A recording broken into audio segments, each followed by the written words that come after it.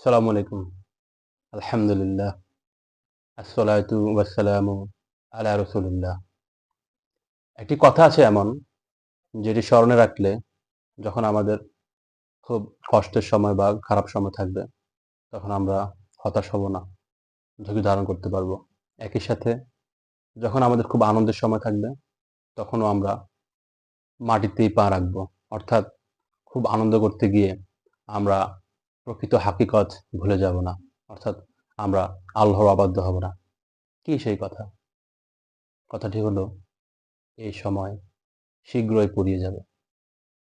সত্যি, যদি আমরা এই কথাটি স্মরণে রাখতে পারি, তাহলে ভালো মন্দ যেকোনো সময়ই আমরা আল্লাহ সুবহানাহু ওয়া তাআলার অবাধ্য হওয়া থেকে নিজেদেরকে বিরত রাখতে পারবো।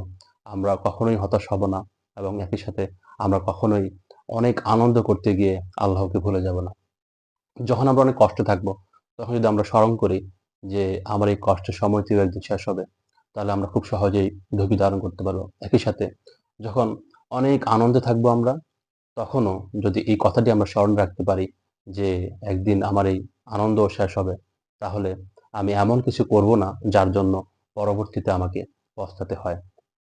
কিন্তু দুঃখজনক হলেও সত্য, এই বিষয়টা আমরা আসলে উপলব্ধি করতে সক্ষম হই না। বলা আসলে সহজ, কিন্তু অনুধাবন করাটা কঠিন। আমাদের প্রত্যেকের জীবনেই ভালো কিংবা মন্দ সময় অতিবাহিত হয়। এখন জীবনের এই সময়ে এসে আমরা যদি আমাদের অতীতের সেই ভালো বা মন্দ সময়গুলোকে স্মরণ করি, ভালো সময় স্মরণ করলে আমরা কিন্তু খুব বেশি আনন্দিত হই না। একই সাথে মন্দ সময়টা স্মরণ করলেও কিন্তু আমাদের অনেক বেশি কষ্ট লাগে না। অথচ ওই সময়গুলোতে ওই কষ্টগুলো আমাদের কাছে অনেক কষ্টকর ছিল এবং ওই আনন্দগুলোও অনেক আনন্দের ছিল। আজ তা কেবলই স্মৃতি।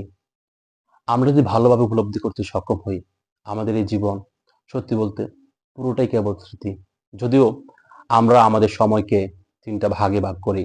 অতীত, বর্তমান, ভবিষ্যৎ। কিন্তু যখন এই দুনিয়ার জীবন শেষ হবে, তখন দুনিয়ার জীবন বলতে কেবলই অতীত, কেবলই স্মৃতি। আমি যদি আপনাকে প্রশ্ন করি, আজ থেকে ১০ বছর আগে কোনো এক ঈদের দিন আপনার কেমন কেটেছিল? শুনে অবাক হবেন। ১০ বছর আগের কথা কে মনে রাখে? কিন্তু সেই ১০ বছর আগের ওই ঈদের দিনটি আপনার ভালো কেটেছিল নাকি মন্দ কেটেছিল, তা আজ আপনার কাছে কোনো গুরুত্ব না রাখলেও সেই দিনটিতে কিন্তু ঠিকই আপনি ব্যাপারটিকে অনেক গুরুত্ব দিয়েছিলেন। হয়তো তার জন্য কারো সাথে আপনার সম্পর্ক ছেদও হয়েছিল। অর্থাৎ আমরা যখন কোনো কিছু ফেস করি, আমরা যখন বর্তমানকে ফেস করি, তাকে আমরা অনেক গুরুত্ব দেই। কিন্তু এই গুরুত্বপূর্ণ বর্তমান নিমিষেই গুরুত্বহীন অতীত হয়ে যায়। আমরা উপলব্ধি করতে পারি না। আমাদের জীবনটা সত্যি বলতে কেবলই স্মৃতি।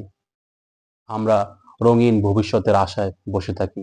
কিন্তু সেই রঙিন ভবিষ্যৎ কখন যে বর্তমানের চোরাবালিতে এসে সাদা কালো অতীতে রূপান্তর হয়, আমরা বুঝতেই পারি না।